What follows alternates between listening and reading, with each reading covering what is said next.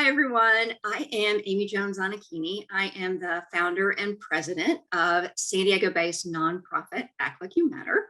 We are always looking for people of all ages who are happy in their lives and living the lives they were meant to live, in spite of having been bullied when they were growing up. And with that, I'd like to introduce my guest, Shane Sandler. Thank you so much for joining me today and taking time out of your schedule to talk to me. Yeah, it's my pleasure. I'm so happy to be here. Let's start out just hearing a little bit about you. Tell us, where you're from, where'd you go to school? Maybe tell us about middle school, high school, and college. What'd you major in? Where do you live now? And what are you doing? So just a Yeah, I'll little bit. just a little bit from Just a age little bit. 12 to now. Basically, I grew up in San Diego, born and raised. I went to school at Skyline, Earl Warren, and Canyon Crest, so right in the heart of San Diego. Awesome. And then I was lucky enough to go to some great colleges. I went to the University of Washington for 2 years up in Seattle. And then I transferred to USC and finished my degree over there. And I majored in psychology and quickly realized I did not want to do anything with psychology. I wanted to go back to what I was passionate about when I was a kid, which was acting. And so, lucky enough, I was already in LA and I decided to fully pursue acting after college. And I haven't looked back since. There's nothing I would rather be doing. Share with us as much as you feel comfortable sharing. So, in general, what happened? What did you do about it? Who in your life did you turn to for help, and how did they help you? Yeah, absolutely. I feel very comfortable sharing this story. It was rough, but I started getting bullied around 12 years old. And so when I was at Skyline for elementary school, things were pretty normal, had a normal life, had some normal friends, nothing too crazy. And then right around seventh grade was when things started getting tricky. That's when multiple different elementary schools all combine. And I think at that young age, when people are a little bit hormonal, they're a little confused about what's going on in life, new people, they immediately have defenses over new people. And sadly, I think what happens more often than not is bullies pinpoint one or two kids, and it's just the luck of the draw, or in this case, I guess the unluck of the draw. And you just happen to be that guy or that girl. And so I have no hard feelings towards my bullies because I recognize that they must have been going through a tough time as well. I've actually been lucky enough to meet some of them since then at bars, out at restaurants. We see each other and we're just like, wait a second, I know you. And it's one of those like cathartic moments where they say sorry, I say no worries. They've probably built up a lot of guilt over the years.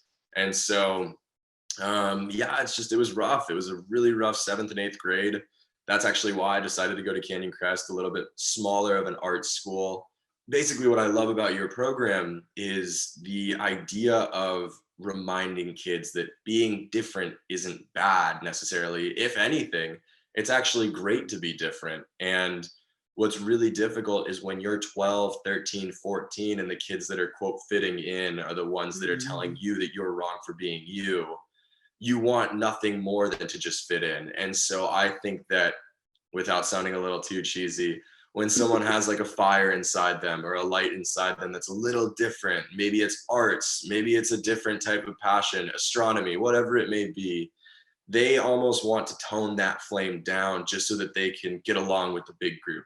And sadly, I think over the years, people just learn how to kind of fit into the cookie cutter society that we right now live in. And the best thing to do would be to continue to let your inner light shine, let the thing that makes you different shine out. And so I love the fact that there are corporations or there are groups like yours that are going around to different schools. And that's why I want to get involved in this anti-bullying world, because I'm, for one, and the one to tell everyone, hey, I tried to be normal. I tried to fit in for years. And let me just tell you right now, I'll save you years of disappointment. It doesn't work. If you're not supposed to fit in, you're not supposed to fit in. You are supposed to be different. You are supposed to be original in such a wonderful way. And so dive into that as opposed to trying your best to really fit a square peg into a circular hole. It just won't work.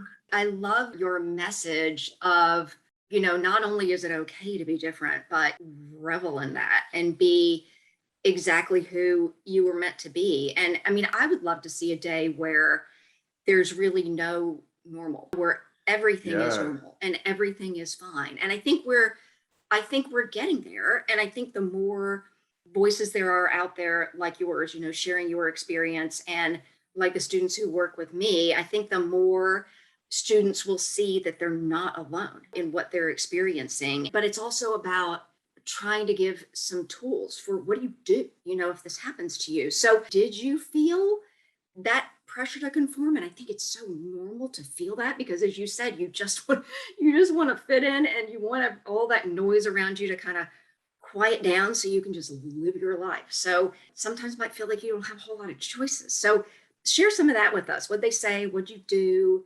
Who'd you turn to Yeah. for help?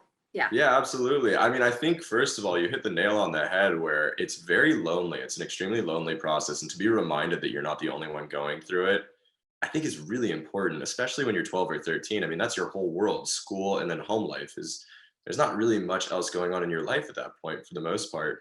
And so to move forward, what did I do? I mean, really, the sad thing is, Amy, I was just a really late bloomer. And so I think I was an easy target. I was 4'11" Okay. and 90 pounds when I was a freshman in high school. And so I think it's just like, not only was I different internally, I was more artistic and not really into the sporting stuff as much. Hmm. But physically, I was just different. My friends were going through puberty and they were getting bigger, and I was Right. just small. And so I was so lucky to have such amazing parents, my mom especially. And so I had a parental figure to lean on, and she Nice. really was just there for me through and through Nice. from the very beginning. And just every day coming home, complaining, being sad about something, she was always there to listen. She was always there, not to really tell me what to do or give me feedback, but just to be a human being.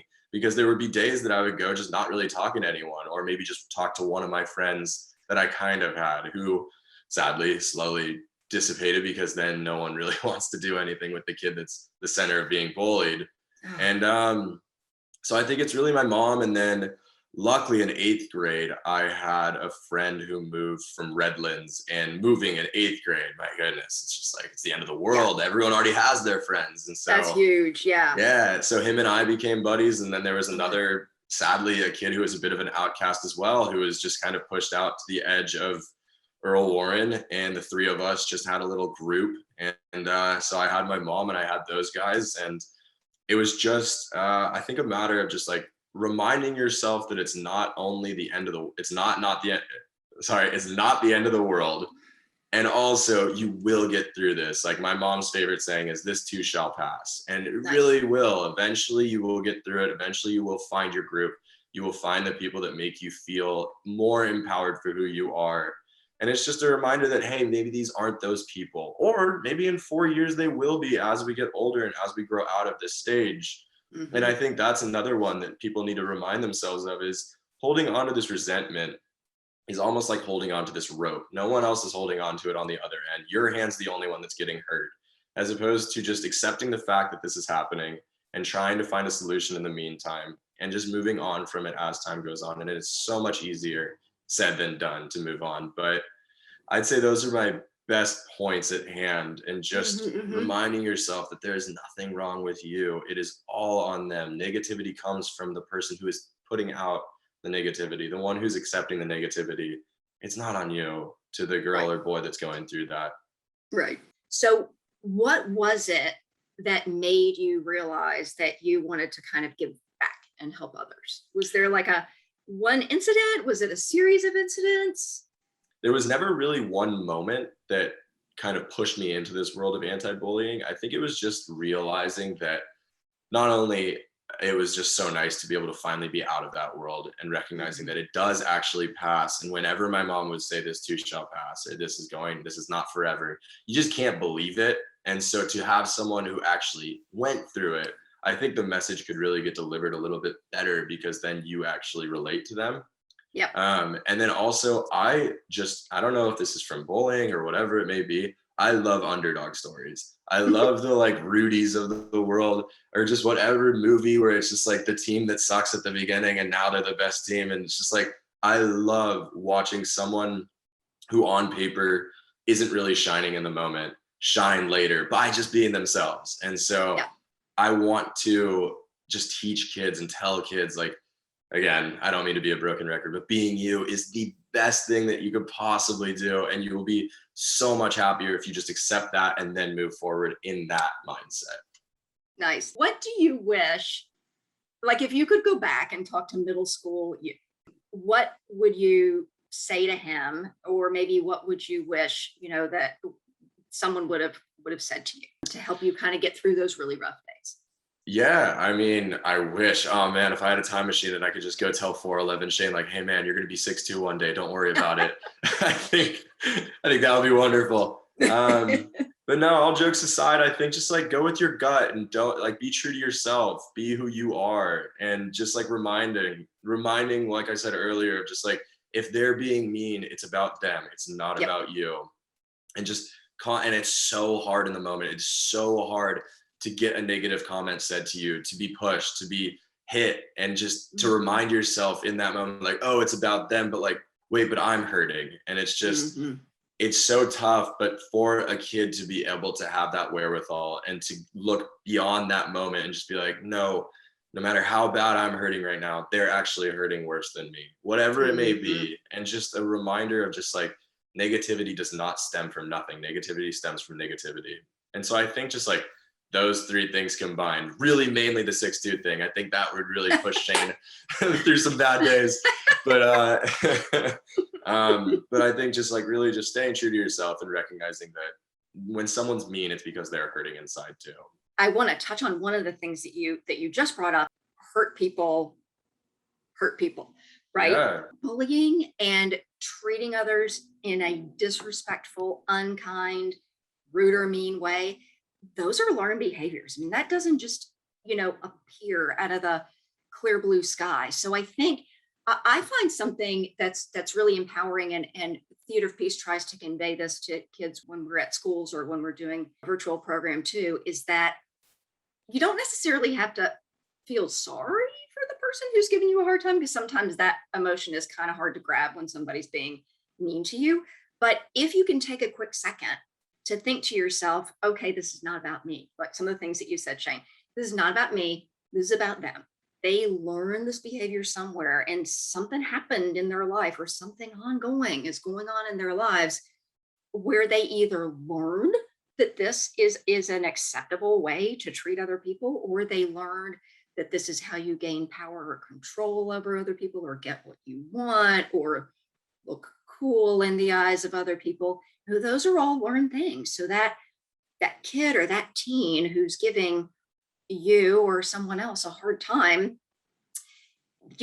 it's probably because somebody gave them a hard time. So if we can equip kids and teens with those couple seconds of, okay, here comes this person who's always mean to me. I'm going to take a second. I'm going to breathe. I'm going to think about the fact that they are probably hurting. That might make their words, sort of deflect off of me a little bit more easily and maybe not hurt quite as much. Yeah, that really would, like that ability to almost put a little shield on before that negative comment comes or before that Yeah. mean push comes. I think that would really be powerful for someone. Yep. Yep. Absolutely. So, what do you as an actor think about us using acting, as a way to demonstrate skills and to teach people tools about what they can do if they find themselves in these kind of situations? Yeah, I mean, I love what you guys do. Art goes beyond language, art goes beyond differences, and it actually hits people in different areas that maybe normally like a monologue or a speech wouldn't typically hit Hmm. them. But Hmm. they see this one scene and they're just like, oh, for some reason I'm thinking about it 3 days later. And so I think Right. just like trying to portray a message through art is such a wonderful way to get people's attention. So, when we had our first conversation, you told me that you had the goal of maybe one day wanting to found your own nonprofit. So, without giving everything away, can you share with us just kind of some general ideas? Absolutely. I want to combine the two worlds. I want to combine the world that I found myself in professionally with acting with anti bullying. And by doing that, I think people would be surprised to find out how many actors and singers and even athletes have gotten bullied when they were a kid. Right. And then you look at them now. One of my favorite examples is Henry Cavill. He's Hmm. Superman. Yeah. He's huge. No one would Yeah. bully Henry Cavill, Right. but he got bullied for being chubby when he was younger. And it's Yeah. just, there are countless stories like that. And so, like I said earlier with the North Star, and you just, when you're in it, you want something to look up to, you want something to look forward to. And to have someone in more or less a position of power, whether it be an artist or an athlete or even a business executive, Hmm. the reason that they're in those positions more than not, more often than not, is probably because they stuck with the fact that they were different and they Hmm. were being original to themselves. They were being true to themselves and they weren't a cookie cutter. And that's what Yeah. made them get the opportunity to live the life that they're now living. And so I eventually would love to connect those people to students just in school and have them tell their story and really just allow them to deliver a message, anything that will just give a student some form or slimmer of hope during a really, really sadly hopeless time in their Yeah. life. Yeah. And as my career progresses, I will be able to touch more people's lives in the sense of, oh, that's Shane Sandler. That's not just that kid who's acting in LA. And I think Right. that would be really powerful because right now, Henry Cavill comes to your school, they're like, oh my gosh, that's Superman. That's not just some guy. That's going to be you one day. There we go. Keep those fingers crossed. Before we pop off here, I do want to circle back to one thing that you said and put out a little PSA to anybody who might be watching. If you're someone who has a story like Shane's, we would love to hear your story and we would love to share your story. So please reach out to us. The more positive stories we have and the more stories of resilience we can share, I think that is going to go a long way toward giving kids and teens hope and reiterating that message that you're not alone and that you can get past this. Thank you, Shane, for your time. Thank you So so great to talk much. to you. And please keep doing what you're doing. I think it's really Thank you. wonderful what you guys are all doing down there. And so Thank you. I hope we can meet in person one day once this pandemic is finally past us. But Yeah, thank you so much for having me on this. I really appreciate it. absolutely. And we have performed at schools in LA. This was pre-quarantine, pre-COVID. So I'm sure that we are going to get back to the point where we're doing that again. And maybe we can invite you to come see one of those shows when we're up I would absolutely love that. Just let me know. there. Sounds good.